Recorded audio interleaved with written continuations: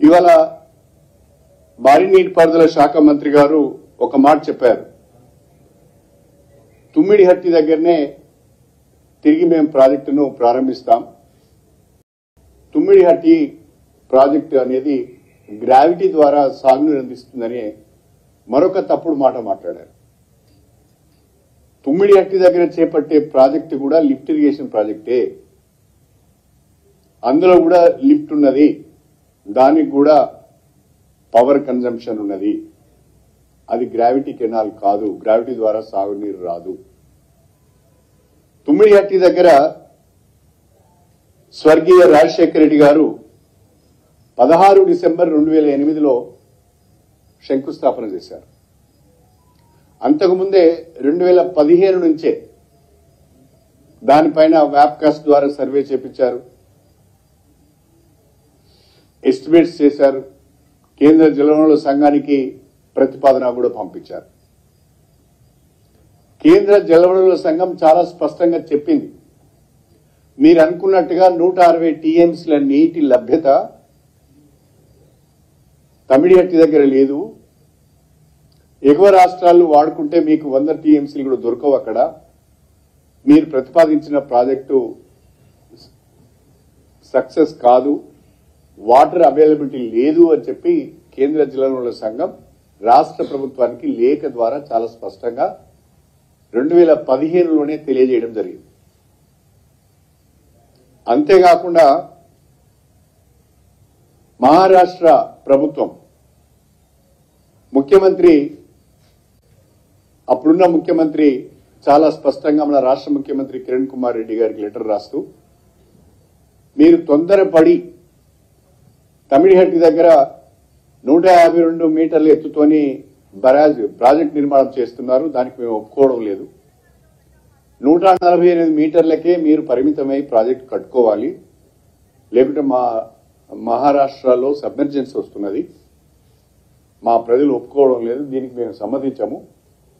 మీరు యూనిలేటరల్ గా అంటే మా అంగీకారం లేకుండానే కనుక మీరు నిర్మాణం చేస్తే జరగబోయే పరిణామాలకు మీరే బాధ్యత వహించవలసి వస్తుంది, మీరు పెట్టే ఖర్చంతా కూడా నీళ్ల పాలవుతుందని చెప్పి ఆయన చాలా స్పష్టంగా ఒక లెటర్, ఇది 5 అక్టోబర్ 2013న మహారాష్ట్ర ముఖ్యమంత్రి గారు మన రాష్ట్ర ముఖ్యమంత్రి కిరణ్ కుమార్ రెడ్డి గారికి ఒక లేఖ రాశారు. అదేవిధంగా సెంట్రల్ వాటర్ కమిషన్, ఇదైతే సెంట్రల్ వాటర్ కమిషన్ కూడా మనకు ఒక లెటర్ రాసింది, సిడబ్ల్యూసి డేటెడ్ అగైన్, ఇది కూడా 2008లోనే. వీళ్ళు కూడా చాలా స్పష్టంగా చెప్పారు, వాటర్ అవైలబిలిటీ లేదు, మీరు స్టోరేజ్ రిజర్వాయర్లను కూడా పెంచుకోవాల్సిన అవసరం ఉన్నది, మరి ఆ రకంగా మీ ప్రతిపాదన లేదు, ఇది మేము వాటర్ అవైలబిలిటీ లేనప్పుడు దీన్ని అంగీకరించే అవకాశం లేదు అని చెప్పి వాళ్ళు కూడా చాలా స్పష్టంగా సిడబ్ల్యూసి కూడా చెప్పింది. అంటే కేంద్ర జలవనరుల సంఘం తమిడిహట్టి దగ్గర మీరు అనుకున్నట్టుగా 160 టీఎంసీల వాటర్ అవైలబిలిటీ ఉండడం లేదు, కాబట్టి అక్కడ ప్రాజెక్టు కట్టుకోవడం వల్ల లాభం లేదు అని చాలా స్పష్టంగా చెప్పారు. మహారాష్ట్ర ప్రభుత్వం 152 మీటర్ల ఎత్తుతో మీరు ప్రాజెక్టు కనుక కట్టినట్లయితే దానికి మేము సమ్మతించడం లేదు, దానికి పూర్తి బాధ్యత మీరే వహించాలని చెప్పి మనకు లేఖ రాసి, అయినా కూడా డిసెంబర్ 16, 2008లో అప్పటి ముఖ్యమంత్రి రాజశేఖర రెడ్డి గారు దీనికి ఫౌండేషన్ వేశారు. 2008 నుంచి జూన్ 2014 వరకు కాంగ్రెస్ పార్టీ అప్పటి ఆంధ్రప్రదేశ్లో అధికారంలో ఉన్నది. నేను అడుగుతున్నా, ప్రస్తుతం ఉన్న కాంగ్రెస్ పార్టీ నాయకులు ఆనాడు కూడా ఉన్నారు మంత్రులుగా, ఈనాడు మంత్రులుగా ఉన్న వాళ్ళు కొంతమంది ఆనాడు కూడా మంత్రులుగా ఉన్నారు. 2008 నుంచి 2014 వరకు కేంద్రంలో కాంగ్రెస్ పార్టీ అధికారంలో ఉన్నది, మహారాష్ట్రలో కాంగ్రెస్ పార్టీ అధికారంలో ఉన్నది, ఉమ్మడి ఆంధ్రప్రదేశ్లో కూడా కాంగ్రెస్ పార్టీ అధికారంలో ఉన్నది. కేంద్రంలో 2 రాష్ట్రాల్లో అధికారంలో ఉన్న మీరు మహారాష్ట్రతోని ఒప్పందం చేసుకోలేకపోయారు, కేంద్ర జలవనరుల సంఘం నుంచి అనుమతి తెచ్చుకోలేకపోయారు. అది మీ వైఫల్యం కాదా అని నేను అడుగుతున్నా. ఫౌండేషన్ వేసిన రోజున 4 ఏళ్లలో పూర్తి చేస్తామన్నారు. కానీ 8 ఏళ్ళైనా కనీసము అనుమతులు కూడా మీరు తెచ్చుకోలేకపోయారు. అంతేకాకుండా ఆనాడు మీరు చాలా గొప్ప పని చేశారు. కొత్తగా ఈపీసీ అనే ఒక సిస్టాన్ని తీసుకువచ్చి, ఈపీసీ అంటే ఎస్టిమేట్ ప్రొక్యూర్ కన్స్ట్రక్షన్ అనే ఒక కొత్త సిస్టాన్ని తీసుకువచ్చి కాంట్రాక్ట్లకే అన్ని అవకాశాలు అధికారాలు కట్టబెట్టి ఎక్కడ లేని విధంగా మొబిలైజేషన్ అడ్వాన్స్ కూడా ఇచ్చారు. జీవోలు 0.5% మొబిలైజేషన్ అడ్వాన్స్ ఇస్తామని చెప్పి దాదాపు 2 to 5% మొబిలైజేషన్ అడ్వాన్స్ కూడా ఇచ్చారు. ఆ మొబిలైజేషన్ అడ్వాన్స్ల కొరకు దాదాపు 651 కోట్లు ఖర్చు పెట్టారు.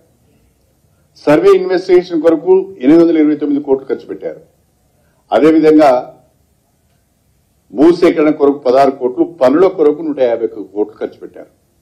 మొత్తంగా వాళ్ళు దిగిపోయే వరకు 6,000 కోట్ల రూపాయలు 2014 జూన్ వరకు 6,116 కోట్లు ఆనాడున్న తమిళహట్టి పైన వాళ్ళు ఖర్చు చేయడం జరిగింది. కానీ 1 ఎకరానికి కూడా సాగునీరు రాలేదు, ఎక్కడ కూడా పనులు ముందుకు సాగలేదు. అలాంటి పరిస్థితులలో తెలంగాణ రాష్ట్రాన్ని సాధించుకున్న తర్వాత తెలంగాణ భూములకు సాగునీరు అందించాలనే ఒక సంకల్పంతో, తెలంగాణలో ఉన్న వలసలను నివారించాలనే ఆలోచనతో, వ్యవసాయ కూలీలకు పనులు కల్పించాలనే ఆలోచనతోని తెలంగాణ వచ్చిన తర్వాత ముఖ్యమంత్రిగా కేసీఆర్ గారు పదవి బాధ్యతలు చేపట్టిన తర్వాత తమిళహట్టి దగ్గర వాటర్ అవైలబిలిటీ లేదు కాబట్టి, సిడబ్ల్యూసీ అనుమతి లేదు కాబట్టి మహారాష్ట్రతోని అనవసరమైన తగాద డిస్ప్యూట్ ఉన్నది కాబట్టి, ఏ రకమైన డిస్ప్యూట్ లేని దగ్గర వాటర్ అవైలబిలిటీ ఎక్కువ ఉన్న దగ్గర మనము ప్రాజెక్టును కొత్తగా నిర్మాణం చేసుకుంటే బాగుంటుందని ఆలోచించి మనము కాళేశ్వరం ప్రాజెక్టుకు రూపకల్పన చేయడం జరిగింది. ఈ కాళేశ్వరం ప్రాజెక్టు రూపకల్పన చేసే క్రమంలో రీఇంజనీరింగ్ చేయడం జరిగింది. తమిళహట్టి దగ్గర కట్టే ప్రాజెక్టు 16 లక్షల ఎకరాలకు సాగునీరు ఇస్తుందని, 38,500 కోట్ల రూపాయలు ఖర్చు అవుతుందని వాళ్ళు అంచనా వేశారు. ఆ మేరకు అడ్మినిస్ట్రేటివ్ శాంక్షన్ కూడా ఇచ్చారు. అయితే తమిళహట్టి దగ్గర ఇది సాధ్యం కాదు అని తెలిసిన తర్వాత, నీరు కూడా లభించదు అని తెలిసిన తర్వాత, మహారాష్ట్రతోనే డిస్ప్యూట్ ఉందని తెలిసిన తర్వాత ప్రాణహిత